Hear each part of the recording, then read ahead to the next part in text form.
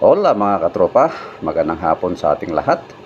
Meron lang akong gustong i-share ulit sa inyo regarding sa isang batas.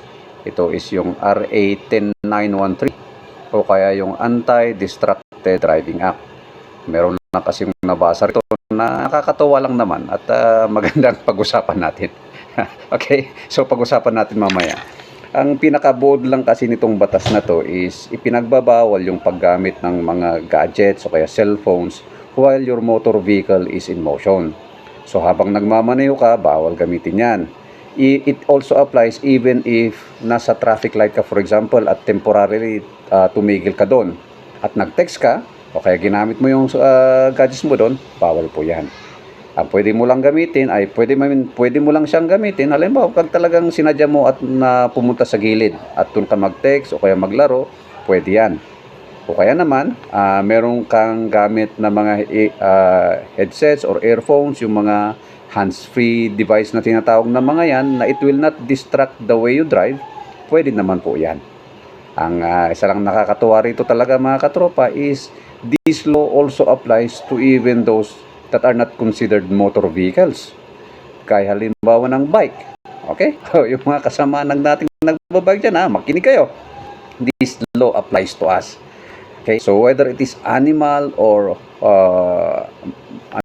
animal and human powered. So it applies to those. Halimbawa, yung mga kuliglig, habal-habal, yung mga animal drone carriages, it applies. So ibig sabihin, halimbawa, yung yung kalesa, okay? Yung nagpapatakbo ng kalesa, bawal din siyang mag-text habang pinapatakbo yung kalesa. Ayun naman nakalakay dito, animal or human powered. Yung nagbabike, of course, while biking, bawal ka naman talagang mag-text. Whether or not you are talented, na habang nagbabike ka ay nagtitext, hindi pa rin pwede yan. This is not only for your protection, but also for the protection of yung mga bystanders. Ang isang maganda rin dito is syempre, pag nahuli ka, may multa yan. Okay, may mga multa nakalagay dyan. Dito sa batas, may hanggang 4 for the 4th offense yata yung nandun is may i-revoke yung driver's license mo. Ngayon, ang nakakatuwa rito, paano naman yung nagbabike? May driver's license ba yan? Ngayon, yung may nagpapatakbo ng kalesa, may driver's license ba yan? Di ba? So, walang nakalagay dito sa batas, multa lang. Ang maganda rin, magaling din yung gumawa nito. Ewan ko lang, hopefully, walang mag-question nito Kasi doon sa implementing rules niya, nilagay nila doon na yung mga ganyan na walang driver's license na marirevoke is i-impound naman yung gamit mo.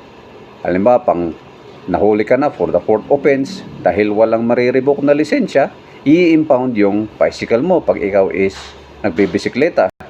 Siguro, doon naman doon sa kalesa, dahil pang 4th offense mo na yan, at wala ka namang driver's license na marirevoke, abay, kukunin siguro yung kalesa mo o kaya impound yung kalabaw. Ay, hindi, yung kabayo. So, ganun siguro mangyari. Yun naman ang nakalagay dito. Kaya maganda rin masubukan siguro yung mga nagtitext na nagkakalesa dyan, masubukan nyo nga. Anong gawin kaya sa inyo? Pero wag lang. Ang the best na gawin natin mga katropa is sundin na lang natin yung batas. Okay? Huwag tayong mag-text o kaya maglaro ng mga gadgets habang our bike, your motor vehicle, or yung kalesa is in motion. For our own protection din yan. So kung mga katropa, huwag na nating paabutin yung pang 4th offense na yan. Kung namulta ka na minsan, ay isang malaking aral na yan sa'yo. So ganun lang mga katropa. Again, see you around.